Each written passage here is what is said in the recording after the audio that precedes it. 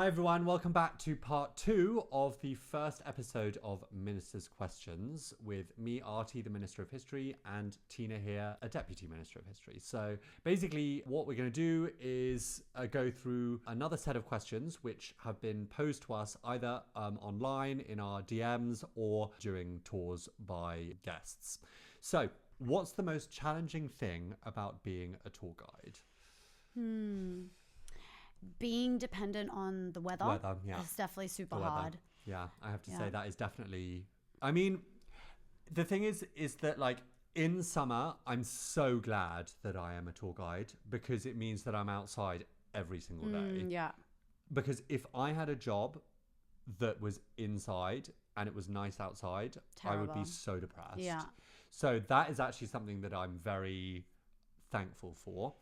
Whether or not it makes up for how first horrible it is to be outside in the winter in Berlin, especially in like January, February, but also the lack of tours. Whether or not that makes up for it, I guess that's an argument. Yeah, I think for me, it still balances out in the positive. I have to say, sometimes in winter, I'm actually grateful that I'm outdoors for work. And you're probably going to say, what's wrong with you? But often it's not actually as bad as you think it is.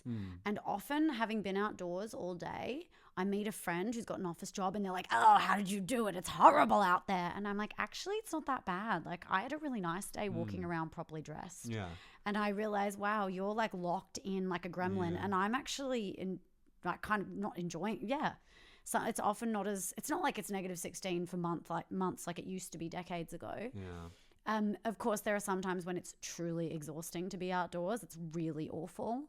And that's when it becomes harder to enjoy work because you're trying to shave your tour for the guest's comfort. Yes, exactly. That's the thing. Is because when it gets like super fucking cold, because the thing about Berlin is that it does have, it can have very hot summers and very cold winters. And in the depths of winter, especially like, as I said, January, February, when it's really cold and really miserable, you can tell when you're giving a tour that people at a certain point they just want it to end. They just and so you have to keep thinking, how can I shorten it? Can I get them inside? I normalize group jumping, like encourage them to like move around and not stand and get too cold. Actually. But yeah, of course. But then also equally summer. Summer it can melting. Yeah, in summer it can be like this summer I had multiple tours above 30 degrees. Yeah. And that is also unbearable. Yeah. As well. Like, and you have to constantly think, can I get to shade? This, that, whatever. Because tours on a really hot day are just as, I think, unbearable as. Yeah, for sure. Although I think I would probably be on one on a hot day. Yeah, I'd probably still go hot. Yeah. Yep, a tour that people would normally love and have such a good time on in comfortable weather sometimes won't even touch them if the weather's uncomfortable, like they're not with you. And so you've got to shave, you've got to go, like, to save time, you've got to go finding them shade, which actually adds more walking time, which extends the whole thing. And then you as a guide, you're constantly filtering about how can I try and balance keeping them comfortable with giving them a rich tour. And of course, the best tours are when the guests are into it, we're into it, it's communal energy. And as the guide, when the guests are really uncomfortable, it just feels like an energy drain. I'm working 5 times harder trying to keep them comfortable, and they're giving me 1/5 of what I'd normally get from them because they're uncomfortable. That's actually, and that's a bummer. That is a fucking good point, though. Is that it is very much actually a two-way street, and the quality of a tour is But that's what the mark of a good guide is someone who can make it, because the whole thing is to get them giving you energy. And you only do that if you are, like we said, passionate about what you're talking about and loving it and being able to. But then, the thing about it being weather dependent is that if the weather is really horrible or cold or too hot, it creates a barrier between that it stops them, because I think we can probably still do it, but it just creates a barrier for them, I suppose. The fact that it's weather dependent, I think definitely is I think the biggest bummer, really. I think I'd also throw in there the concentration camp. That's hard. That's hard emotional work. Yes. It has an impact on. I know it impacts me. I don't think I know any guides who don't have an emotional impact of giving tours at the concentration camp. Yeah, because sometimes at the height of summer, one can get given, if you work for an agency, one can get given multiple concentration camp tours in 1 week, and I think that can be quite detrimental to the soul. For sure. I try to maximum twice a week is what I try and cap it at. But sometimes, obviously, if you, for like some of the agencies we work for, obviously you can't choose that. Yeah, I still try to. So, and then between Christmas and New Year's, over Christmas, New Year's last year, I had 2 agency tours, which I thought is fine for Sachsenhausen. And then an agency was stuck somehow, so I agreed to do a 3rd. And then I try never to say no to requests for my own business, and I got another 3 Sachsenhausen bookings. And so my Christmas New Year's period was I went 6 times in 7 days to the concentration camp, and it was bitterly cold. And one was like my second tour in a day at sunset in grey rain. Ooh. And I was not okay. Like, I was really not okay. And I remember on the last tour, which I did at Sachsenhausen, was a public one. And at the end, a man came up to me and said, "Thank you so much for being so connected to the topic and for the emotion that you put into this." And I was probably like, made you exhausted. Yeah, I was like, hug me. Yeah. I was like, I'm not okay right now. Like, this is the worst of humanity, and I've been immersed in it. It's not. So the concentration camp is hard emotional work. So concentration camp and but weather, I'd say probably but just because the whole thing depends on the weather. Yeah, can you imagine the heavy concentration camp in bad weather? Because also when it's pissing with rain, forget it. Like tourists will probably not show up. Yeah, that's true. Because pissing with rain really is worse than it being. Because if it's freezing cold but like a crisp blue sky, love that. Yeah, as long as you're gorgeous. properly dressed. Yeah, love that. But like when it's pissing with rain, forget it. What is the most difficult experience you've had as a guide in Berlin? I luckily not that many.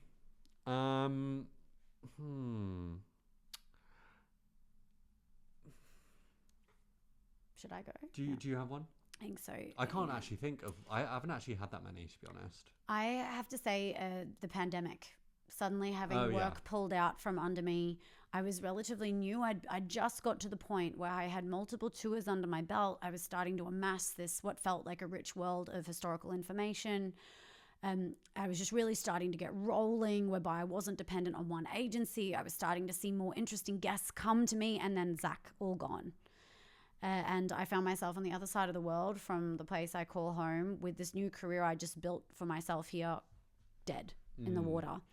And that was really awful. And of course, we were all stressed by the global stress and the suffering that was going on. That was really nasty. In terms of the day-to-day, I'm quite grateful. I think people picture that we have really like challenging stuff happen to us on the streets all the time. It's actually not that bad. No. You know, like I think people are often like, "Oh, do you often have neo-Nazis come on the tour and like poke you about the information?" And I'm like, "No, they don't come. They don't come on the tour." That's what I was thinking about. And I mean, I've had one slightly hairy situation where it was the first time I was ever just stumped and didn't really know what to say. It's when I sort of first started guiding, and it was at Neue Wache, and this guy, because I quite like to, on a lot of my tours, I like to talk about how much Germans suffered, certainly in the Second World War, because I think it's often trauma and suffering that is left out of the narrative, because obviously, you know, Germany started the war and, you know, the Nazis and all this kind of stuff. So people don't even, and Germans especially, don't tend to think about how much Germans suffered. You know, 650,000 German civilians were killed by Allied bombing. 8 million Germans were killed in the war, you know, and lots of, you know, horrible trauma, you know, the mass rape of 2 million German women, all of this horrible trauma. So I like to talk about that to kind of shine a light on it. And then there was this guy who said, he just said, "But don't you think they deserved it?" Oh. And I was just like, and I couldn't think what to say, and I just felt everyone like turn and look at me to see my response, and I was just so shocked. I think I just wasn't expecting. I just would never expect someone to say that. Yeah. So that was difficult. That's true. There are often moments where someone says something in response and I think, wow, you have drawn something completely different out of this piece of history than I do. And that's really good for us to remember that two people can look at the same moment of history and come out of it differently. Yeah, exactly. We have, confirmation bias. We have our own existing worldviews. And frankly, some people don't travel to see other perspectives and see other worldviews. They travel to have confirmation of their existing one. Yes, that's a very good point. And so that's sometimes confronting, is when you're talking about a piece of history and someone draws something totally different out of it. I've also had a lot of this kind of moment where I remember also once being at the Neue Wache, and I don't really focus on the German suffering. I do focus on the suffering of the particular artist who did that sculpture, who was a German woman, lost her son to the First World War, her grandson to the Second. The statue in the Neue Wache is a mother grieving the death of her child. And it's designed to commemorate all victims of war and tyranny, not just German victims, not Jewish victims, not victims of socialist tyranny, not victims of the First or the Second World War, every human being who has ever suffered under war or tyranny. And this gentleman came up to me and said, I feel no sympathy for that German mother who buries her child, none. And he said, my family were Polish Jews and they were butchered. He used the word butchered, I remember it, by the Germans. And he said, I feel no empathy for that German mother. And I said to him, well, that memorial is also to you. That memorial is to all victims of war and tyranny. That woman is not representing a German mother. She is representing every mother. But the other thing that I found so confronting about that, which I think is also what you experienced that day, is that this is just ongoing dehumanization. It's in-group, out-group thinking. And that's what's so disappointing, is that you do often see a failure in your guests to draw these greater humanitarian lessons from history, I think. It's this like, oh, well, the Germans deserved it because they were the guilty nation. Is that really a way for humanity to achieve long-term peace and harmony among peoples? And I know right now I sound like such a little blonde, privileged hippie. I'm sorry, I probably am. No, darling, you're very eloquent. Keep going. Thank you. Tina's the roadmap to peace. Yes, world peace. Exactly. And world peace. I'm not trying to say it's not complex, but I think this demonization of an entire nation's group is how we get into so much trouble as a species. And so when people make statements like, oh, well, and I even remember I remember talking to a Berliner historian about how the rape of Berlin is so hush-hush. And I was like, is this about a suppression of women's history, or is it about a suppression of the Germans' right to also be victims because they were the guilty nation? Yeah. And this Berliner historian actually said to me, well, we had no right to complain about mass rapes after what German soldiers did in the Soviet Union. And I was like, I don't know if I agree with that. Yeah. I don't think one rape makes another rape okay. I think, what if we just don't rape? Yes, exactly. What if we don't kill? What if we don't demonize or genocidal? One could say that men were the problem, really. Because they were the ones who started the war. Oh, that's a whole series, babes. That's a whole series. Yeah.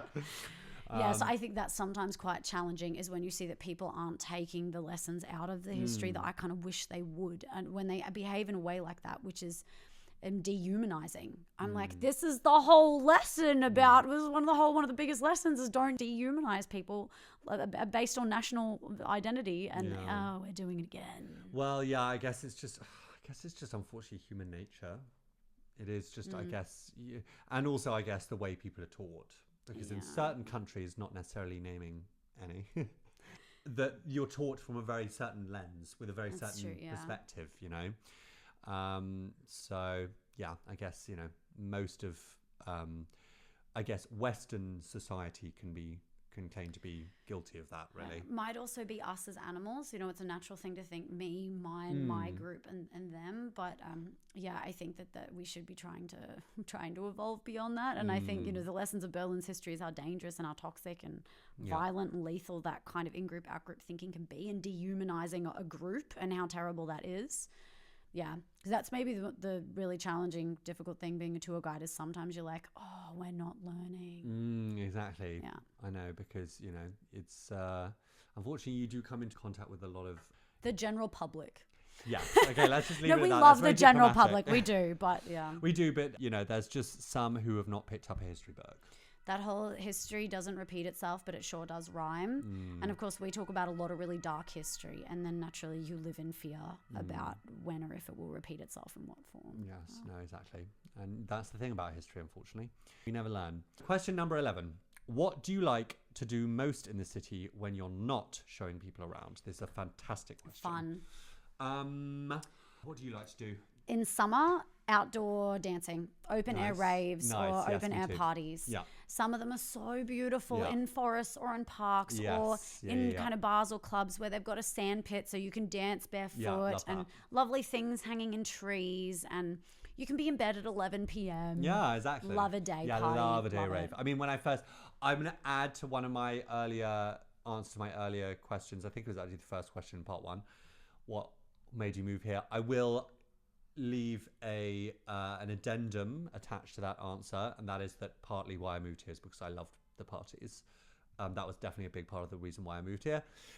Obviously now as I've got older, I definitely don't party as much as I used to, but I do, because Berlin does offer great parties. I do still parties. Like to have a little bit of a boogie here and there. So yeah, definitely. And what I love about it is day parties. Yeah. Where you can, go sort of late morning, whatever, and then finish by the evening. Yeah. And get a good night's sleep. Yeah, love it.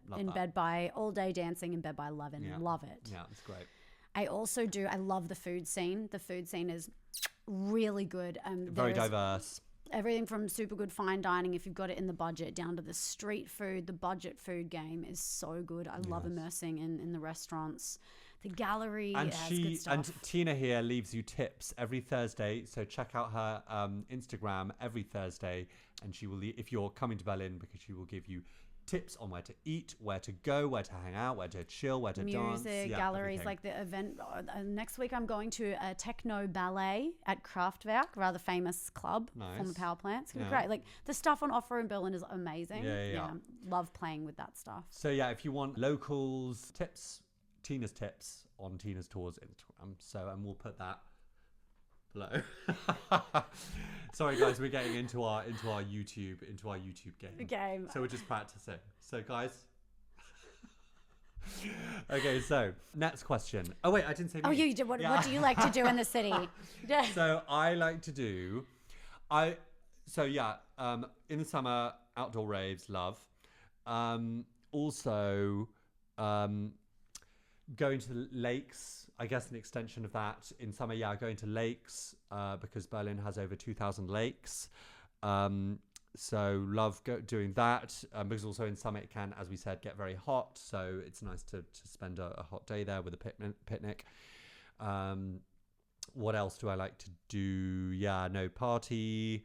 I swim a lot. Berlin has a lot of very great pools, open air pools for the summer and then indoor pools in the winter. So I swim a lot. Yeah, and also, go to sort of, let's be honest, in the summer it is a different city. Yeah. Summer enables you to enjoy the city a lot more than in the winter, let's say. Although I do love warming up inside and in a nice little, restaurant or something when it's really cold or pissing with rain outside. Yeah, that can be quite nice. The coziness is pretty real in Berlin. Yeah. No, exactly. So next question. Where did you have the best tour in a city that is not Berlin? Fab fucking question. Love that. Okay, so for me, just poke myself in the face. For me, oh God. Why don't you go? Okay, I know mine. It was a city named Tomar in Portugal. And we had a guide there who just brought the history to life. That's the key, honey. That's it. And I knew it was a city really rich with history, the Knights Templar, and then what did they become after that? The Convent of Christ or whatever, were linked to the city. And I was trying to read its history on the train on the way in, and it was so complicated that I was like, I know this would be super interesting if I understood it, but I don't really get it. And I was reading for hours and hours and hours and still kind of fuzzy. And then in 3 hours, this guy, Zach, summarized the history for me, made sense of it. His name was Zach. The German Zach. The Germans do Zach. The Germans do this all the time. I'm always only slightly sure of what they mean, but I enjoy it very much. Zach, I think they mean like efficient, sorted. I think his name was Joop. Joop. He was Dutch. Okay, Joop. J-O-O-P. There we go. Yeah, married to a Portuguese girl living there. And he not only gave me enough history that I could understand what I was dealing with, but he then drew threads that would then travel with me the whole way through my time in Portugal. Architectural styles that I could recognize myself. The king who was in power at the time they came in, who I felt I could make fun of this king whenever I saw that architectural style. Like, it was really excellent guiding. And then we loved him so much, we did a second one with him, and it was just these locations that without him I would have thought that's pretty. With him, I felt like I could see it. I could see the battle in the 11th century, and I could feel it. It was brilliant guiding. And often guests say to me, like, you were a highlight of our trip. And I always thought, how sad was your trip? Like, I'm not that good. And I actually really saw how if you have the right guide who connects you with a place through the layers of its history, they really are a highlight of your trip. Like, when I think on that trip, I think on him. Which I think most, I'm going to be honest, most tour guides don't lack. And when you find someone like that, and you know, that can weave it together like that, definitely special skill. We're so spoiled in Berlin. I feel like the standard of guide in Berlin is amazing. Like, our colleagues all have that. And to be honest, I've never traveled anywhere outside of Berlin and had that with a guide other than that one guy in Portugal. Same. So I figured it out. For me, it was Kiev. So Kiev, which I'm so glad I managed to go before the war started, because I mean, who knows when we're going to be able to go again. But yeah, I had this woman, I can't remember what her name was, Daniela. Anyway, she took us, so it was a tour of Chernobyl, and basically she took us there and took us into all of the like abandoned houses and stuff. Went to see the reactor, because you can actually go up to the reactor. You can't go inside the reactor, but you can see it. And then took us into Pripyat, which is the town, the workers' town, which was basically built specifically for the workers who worked there. So it was meant to be like this archetypal socialist workers' town. And it's amazing. You would love it, because it's got all of this like socialist realist art on the buildings. And she wasn't meant to do this, but she actually took us into that abandoned swimming pool, which is like super cool. Yeah. And also she took us into one of the buildings and up to the roof of the building, and we could see around the whole of Pripyat and down to the reactor. And that was one of the most incredible experiences of my life. And yeah, she was very good at weaving together the story, you know, telling us about the events of that fateful night in 1986. And yeah, it was just a really, really fantastic tour. Oh, also, I will give a special mention to Giuseppe in Rome. I remember we got a tour from someone called Giuseppe in Rome, and he was incredible. He was the best guide I've ever had in terms of like, actually, I think Chernobyl, it was more about the places that she took us to, like taking us into these abandoned flats. Where that was incredible, because also the whole city's been overtaken by nature. That was amazing. But Giuseppe in Rome, he was going. Rome in itself, Rome is one of my top 3 favorite cities in the world. The city itself is like a museum, and he was the best tour guide of that museum, and he was very good at bringing all of Rome's incredible, unbelievable history to life. That was probably mine. Also, great Italian tour guide named Giuseppe. Yeah, That's exactly. Very quintessentially Italian. It can't be Bob. It's disappointing. No, exactly. Yeah. No, he was fab. What's your favorite off the beaten path spot in Berlin that most tourists miss? Either the Staatsratgebäude, so what used to be the heart of power for socialist East Germany. I love that building. You can go into the foyer and show people the stained glass windows. I didn't know that. Yeah, it's amazing. And it's just behind the Humboldt Forum, which is the replica of the City Palace, which means everyone who visits Berlin walks past Humboldt Forum, and they probably see it in the background and think like that's a weird looking building, because it's literally a piece of old palace tacked onto a 60s socialist building. And I think people don't know it was the heart of power for East Germany. Them having this piece of palace tacked on was really important to their narrative historically. And inside is an amazing stained glass window in socialist realism. And people don't even know what it is and don't go in. I love that. And then maybe the other one I would say is favorite off the beaten path spot. No, I think that's it. Okay. Well, for me, I would say probably, the only reason I'm saying it's off the beaten path is because I would say, because it's so far away, that probably makes it off the beaten path. And that is somewhere called Teufelsberg, which means Devil's Mountain, which I'm sure I'll probably make a reel about sometime down the line. But basically it was built as a listening station by the US Army in West Berlin, deep in like the outskirts of West Berlin during the Cold War. And it was used by the Americans to listen into Soviet and East German military traffic. And it's got these fabulous radomes and all of this kind of stuff. And you can now go there. It's now no longer owned by the US military. It's now got loads of artists living there, and you can go there now, and it's got this incredible, all of these amazing murals. Yeah, it's very special, and they sometimes have, events there. And to top it off, it's built on the top of a mound of rubble that we actually talked about in an episode we did on the Rubble Women, podcast episode that we did about the Rubble Women. Basically, yeah, they had this technical college, the Nazis, which the Allies couldn't destroy. So instead of destroying it, they just brought all of Berlin's rubble and just put it on top, and I think that's just so cool. So when you're walking up this mountain, Devil's Mountain, to get to Teufelsberg, the abandoned listening station, you will see like bricks and bits of glass and all of this kind of stuff, and you'll realize, holy fuck, that was a part of a Berliner's house. Yeah, that was before the war. Piece of someone's home. Yeah, that was that it's things like that I love Berlin.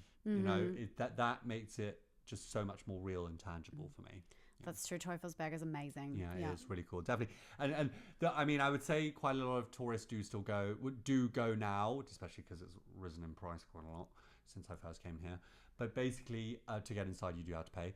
But it's quite a pain to get to. It's a trek. Yeah, it's about 40 minutes on the train from Alexanderplatz. And then from there, about another 30-minute walk from the station to the actual abandoned listening station. So it's just a bit of a pain to get to. And wouldn't recommend doing it in winter. It's definitely better in summer. Okay, so next question. Has Berlin changed since you moved there? Oh yes. It's changed since yesterday. Yes, pretty much. Like, I remember moving here. This just encapsulates how it's changed. I remember moving here and being able to easily find a flat for max maybe 400, 450 euros. That'd be a shared room in a flat. Yeah. No, it's a room in a shared flat. Yeah. But nowadays that's impossible. Yeah, that's hard work. Yeah, I even do remember some people having flats for around that. Yes, yeah, exactly. So that encapsulates it, but also it's just outside my place here in Kreuzberg, which used to be a super dangerous area. You will now go outside and there's all these kind of. I always said that the way that you can tell that gentrification is happening is the emergence of lots of cute brunch places. Yeah, it's wild how rapid the change has been. I live in Neukölln, which is the neighborhood next to Kreuzberg, where we are right now. And if you Google where's really hip in Berlin, won't take long. Those two areas. Yeah, Kreuzberg and Neukölln will pop up. But they're so hip because they used to be really dangerous. Yeah. And so the real estate was so cheap that in came the artists and then followed the whole gentrification process. And I used to live in the very hip bar, cafe, lifestyle, gentrified bit of Neukölln. And now I'm living in the real funky, sketchy end of it. Where? By the actual SU Neukölln. So I'm actually one Straße außer der Ring entfernt. Deep I quite like Neukölln deep is how Neukölln. I describe it. Yeah. I would like it if there was if there wasn't such a frequency of people smoking crack in the middle of the night in my house. Or the presence of human feces on our doorstep. That happens around here. Yeah, that's true. Yeah, I'm sorry. I don't have the presence of human feces all to myself. And that neighborhood I used to live in, like the bit that's well and truly deep gentrification process of Neukölln, sometimes when I go back there and I haven't been for a few months, I don't recognize streets. They're renovating the pre-war houses to make them more beautiful and chic so that then they can pass that price on to the tenants. And what was a Turkish reading center is now another cute brunch place. And what was a little bakery that's been there for decades is now vintage, curated, expensive vintage store and boutique tattoos. And I'm not trying to say I don't like these businesses, but that diversity is so important, and that a neighborhood doesn't only become affordable to people with a really high disposable income. Because, if we get to the point where it's only vegan donuts and cute brunch places and curated vintage, you end up with only a certain milieu of people who can afford to go there. And I think that's already happening. Yeah, and it prices out the communities that made these neighborhoods special. These neighborhoods were personified by artist communities, by alternative thinkers, by state critical thinkers, often by left people. And, you know, they either won't have an interest in being there or they'll be priced out. And so it will lose that personality. I have artist friends who are already going out to like Schöneweide or something like that. Betting, because you can get so much more for your money out there. So unfortunately it is changing, but I mean, I guess it's just something that comes hand in hand with globalization, unfortunately. Yeah. You know, so if you like the internationalization of the world, it's unfortunately, I guess, something that comes with that. Unless we can find governments can find a way to stop this process. Well, I think we need complete system change in order for that to happen, but I don't think that's going to happen anytime soon. I think the anarchists are working on a takeover. I'm not sure where they're at. I will say in Berlin, you could ask them, they're just out there. Yeah, exactly. I will say that Berlin, they definitely have more of a resistance to gentrification than somewhere like London or Paris. Oh yeah, Berliners are certainly very political, and they're fighters. They don't take it rolling over, which is impressive. 100%. Yeah. Okay, so final question: what are your favorite places to go in the city? So a street, park, club, etc. And what is the story behind it? Oh, that's fun. I love Holzmarkt, not when it's too busy. So Holzmarkt is this beautiful riverside complex created by artists, people related to the techno scene. Lots of handmade wooden furniture where you can sit right on the water or even put your feet in the water if you're brave. You might grow a sixth toe. No, I don't think the Spree water is that bad. Really lovely place to go, drink a coffee. They've got one of the best bakeries in the city there. Really good pizza, really good cafe. They do food pop-ups and winter markets and raves. It's just a really amazing place of culture to go hang out. And they do a Christmas market. Yeah, I really adore Holzmarkt, but not when it's too busy. If it's too busy, I love Treptower Park.